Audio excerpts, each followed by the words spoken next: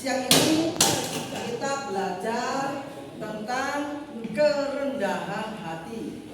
Baik, perhatikan temanya apa? Kerendahan hati. Dalam Alkitab dijelaskan di dalam Lukas 18 ayat 9 sampai 14. Rangkumannya begini.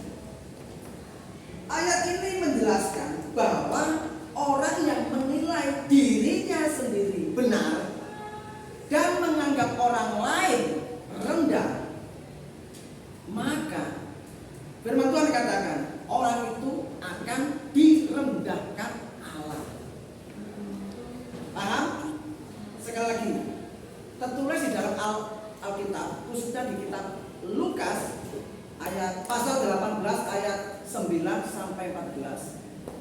Kalau saya jelaskan ringkasnya, ayat ini menjelaskan bahwa apabila kamu menganggap dirimu benar, dirimu sendiri benar, tetapi menilai orang lain salah, kamu sudah memiliki sifat sombong, maka Allah akan merendahkan kamu. Dengan cara apa? Kamu tidak tahu. Nantinya kamu akan menuai apa yang kamu tabur. Kalau kamu tabur jelek, kamu akan menuai jelek. Tapi sebaliknya, apabila kamu memiliki sikap hati merendahkan diri di hadapan Allah, mengakui keterbatasanmu, mengakui ketidakperdayaanmu, mengakui dosa-dosamu, maka Allah akan meninggikan hidup. Kesaksian kisah nyata Pak Pur alami. Beberapa hari yang lalu Pak Pur itu kumpul sama teman-teman. Nggak tahu ya, dalam situasi yang ya familiar. Ya tahu-tahu Pak Pur ini banyak dicerca. Satu pelan-pelan kerjanya, orang kedua juga nyambung mencerca, orang ketiga nyambung mencerca. Jadi orang tiga ini sama-sama mencerca. Pertama perkataannya pelan-pelan, tapi lama-lama kok tak dengar-dengar kan pedes gitu. Wah, kok merendahkan saya, tetapi saya tahan hati, tahan sikap hati. Lalu ya, saya merasa direndahkan, saya tidak membalas. Lalu saya pulang. Saya berdoa. Saya tidak menyimpan kepahitan. Saya tidak menyimpan dendam. Saya tidak marah. Ya wajar, seketika itu saya marah dalam hati, mangkel. Tetapi cepat-cepat saya harus bersikap hati, membereskan dengan Tuhan. Tuhan, saya mengampuni orang-orang yang merendahkan saya. Apa yang terjadi?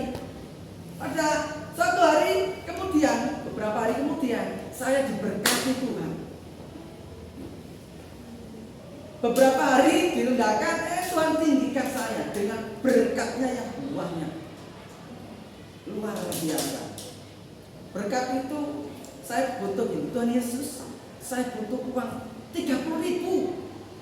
Tuhan kasih. Padahal saya berdoa kok tidak ada tanda-tanda orang yang ngasih saya. Tuhan, mana berkatmu? Saya butuh untuk beli bensin sepeda motor. Tapi apa yang tahu?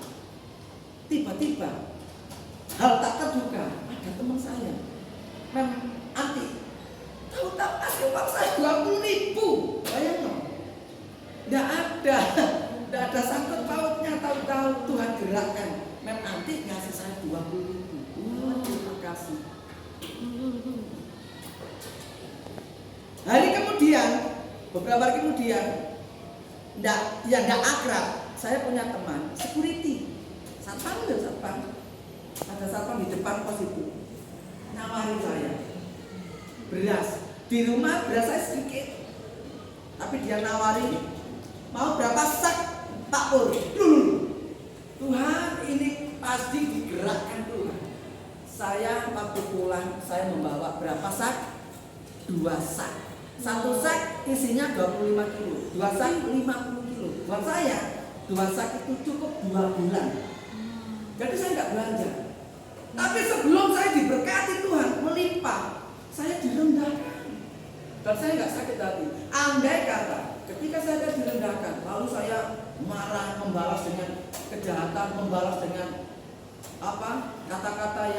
nggak baik, ya saya nggak diberkati Tuhan. Betul, ayat ini terbukti saya nyatakan, saya buktikan. Ketika saya direndahkan, ketika itu juga Tuhan ditinggikan. Artinya ditinggikan itu bukan diobol-obol gitu, bukan. Kita ini dipelihara dengan cara yang ajaib. Kita ini diberkati Tuhan dengan cara yang tidak pernah kita pikirkan. Sopo ngerti dikasih uang 20.000 loh. Ada hubungan apa? Nggak ada hubungan apa-apa sama mati. Koncoan yang nggak akrab. Pak Pur, ini 20.000 ya Tuhan. Ini pasti digerakkan Tuhan untuk memberkati saya. Seorang security, Pak Pur, berapa sak saya? 2 sak. Ya nanti jam 12 mau pulang tunggu di pos. Di pos tahu-tahu sudah ada 2 sak. Saya bawa pulang 2 sak 50 kilo 2 bulan. Sudah cukup untuk makan. Luar biasa bukan? Ya, tapi ya itu kita ketika direndahkan tidak boleh membalas dengan kejahatan. Dan betul, Tuhan Yesus saya mengampuni orang-orang yang merendahkan saya. Puji Tuhan, itu kesaksian dan itu pernyataan menjelaskan tertulis di dalam kitab Lukas pasal 8. Pasal berapa? Pasal 18 ayat 9 sampai 14. Kurang lebihnya pengertiannya begitu. Sopo sing nganggep awake dhewe bener lan menganggap wong liya salah, maka Allah akan merendahkan. Tapi sebaliknya, siapapun yang merendahkan diri, mengakui segala dosa-dosanya, mengakui ketidakperdayaannya di hadapan Allah, maka Allah akan meninggikan orang. Tahu artinya meninggikan? Kamu ditinggikan, artinya kamu diberkati. Kamu dimanja, kamu dipelihara. Begitu. Terima kasih, Tuhan Yesus memberkati.